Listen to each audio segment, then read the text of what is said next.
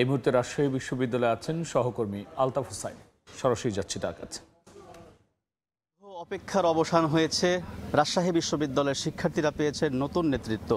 সকালবেলা ফল ঘোষণার পরপরই আমরা বাঁধভাঙা উল্লাস দেখেছি, উচ্ছ্বাস দেখেছি। বিজয়ীদের আনন্দ ঘন একটি পরিবেশ তৈরি হয়ে বিজয়ী এবং তাদের সমর্থকদের ভিতরে। এবং এই মুহূর্তে রাজশাহী বিশ্ববিদ্যালয়ের ক্যাম্পাসের ভেতরে কিন্তু আমরা যে চিত্রটি দেখছি এই মুহূর্তে আসলে একদমই ফাঁকা পরিবেশ দেখছি, কারণ রাতভর কিন্তু ফলাফলের আশায় অধীর আগ্রহে সবাই ছিলেন এবং ফল প্রকাশের পরেই দেশবাসীও সেটি জানেন। এরপরে শিক্ষার্থীরা কিন্তু তার নিজ নিজ গন্তব্যে সবাই চলে গিয়েছে। অনেকে এখন আসলে রেস্ট নিচ্ছেন, অনেকে ঘুমে আছেন, কারণ রাত জাগার কারণে অনেকেই ক্লান্ত হয়ে পড়েছিলেন। তো এই মুহূর্তে রাজশাহী বিশ্ববিদ্যালয়ে আমরা অনেকটা শান্ত পরিবেশ দেখছি। আর এই নির্বাচনকে কেন্দ্র করে আমরা যেটি দেখেছি, সকালেও কিন্তু ব্যাপক সমাগম ছিল।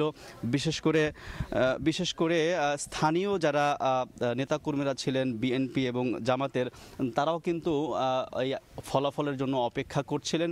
এবং ফলাফল প্রকাশের পর আমরা জামাতের নেতাকর্মীদেরও আমরা উচ্ছ্বাস দেখেছি, স্থানীয় যারা নেতাকর্মীরা ছিলেন মূলত তারা। এবং একই সঙ্গে আমরা যেটি জানি যে এই ভোটকে কেন্দ্র করে বিশ্ববিদ্যালয়ের অভ্যন্তরে শিক্ষার্থীদের ভিতরে এক ধরনের উৎসাহ উদ্দীপনা কিন্তু বিরাজ করছিল। এবং সেটির তারা এই যে নতুন নেতৃত্ব পেয়েছে, বিশেষ করে শিবিরের প্রার্থীদের বা শিবির সমর্থিত প্যানেলের প্রার্থীদের যে নিরঙ্কুশ জয়, সেই জয়কে কিন্তু শিক্ষার্থীরা সানন্দে গ্রহণ করছেন এবং তারা বলছেন তারা আসলে সঠিক নেতৃত্বই বেছে নিতে পেরেছে।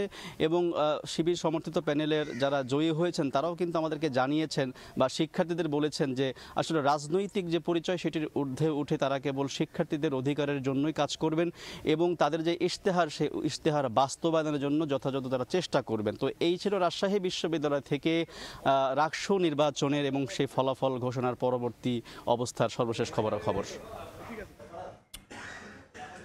আমরা সরাসরি ছিলাম রাজশাহী বিশ্ববিদ্যালয় ক্যাম্পাসে।